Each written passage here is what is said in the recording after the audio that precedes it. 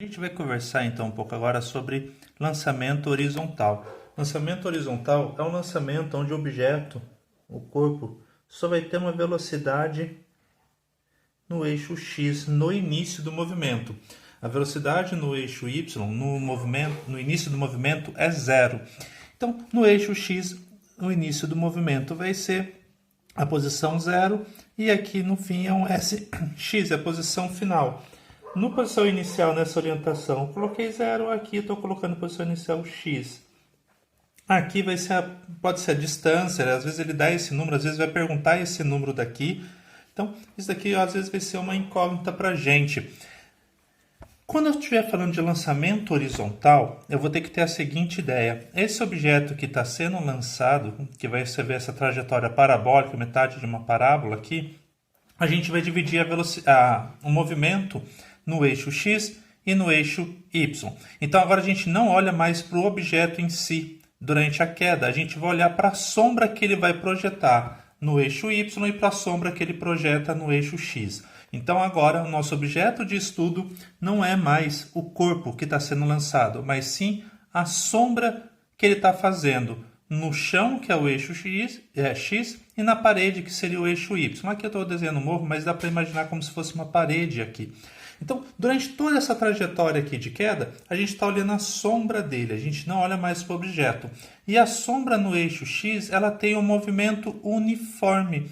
Então, aqui é onde vai aparecer o sorvete, movimento uniforme.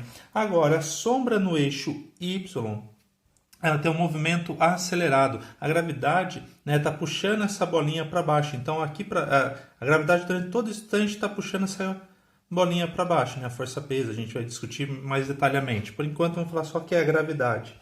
Então, vai surgir aqui, nessa situação, um movimento para baixo acelerado. Vou fazer um referencial do eixo Y separado do eixo X. Vou fazer tudo que está para baixo positivo. E aqui nessa altura a gente tem aí a posição final. Aqui seria a posição final em Y. E aqui vai ser minha origem, 0 metros. Aqui em cima, trazer mais para cá para poder ver direitinho. Aqui em cima é minha origem. Então aqui vai ser nosso 0 metros. É a posição inicial em Y. E aqui seria a posição final, vai ser o H, a altura de que ele caiu, a altura qual ele vai percorrer o penhasco ou um prédio, enfim. Aqui a gravidade a gente sabe que vai estar para baixo, então a gravidade vai ser sempre positiva nesse exercício. Com essa orientação, se a gente adotar a gravidade é positiva. Então a gente tem esse referencial para ser adotado. Então aí a gente vai dar uma olhada nas fórmulas que vão aparecer. Então para essa situação problema, a gente vai trabalhar no eixo X, na horizontal, com sorvete. Então aqui eu só vou colocar aqui o sorvete, como está no eixo X, é a posição final, a distância percorrida. Esse X aqui, ele vai receber o apelido agora às vezes de alcance.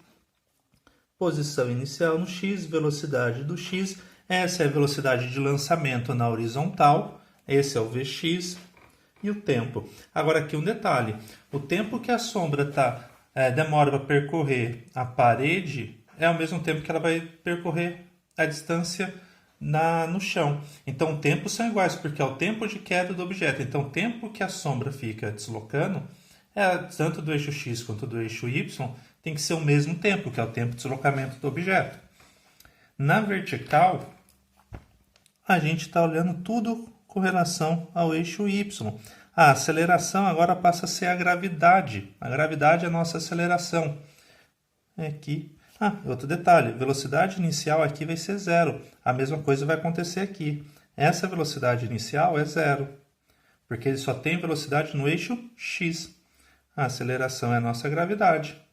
A mesma coisa aqui. Essa velocidade inicial é zero e a aceleração aqui é a gravidade.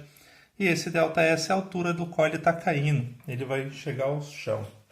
Então, é isso daqui que a gente vai precisar para resolver a maioria dos exercícios. Um detalhe a mais dessa parte da matéria.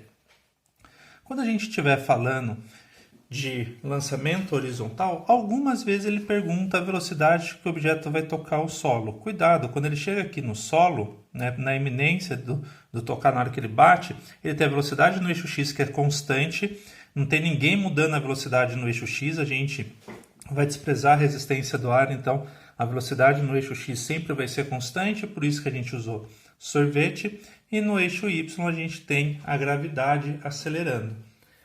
Para eu saber qual é a velocidade resultante, é aplicando Pitágoras, porque aqui a velocidade resultante vai estar nesse cara daqui. Essa é a velocidade resultante do meu problema.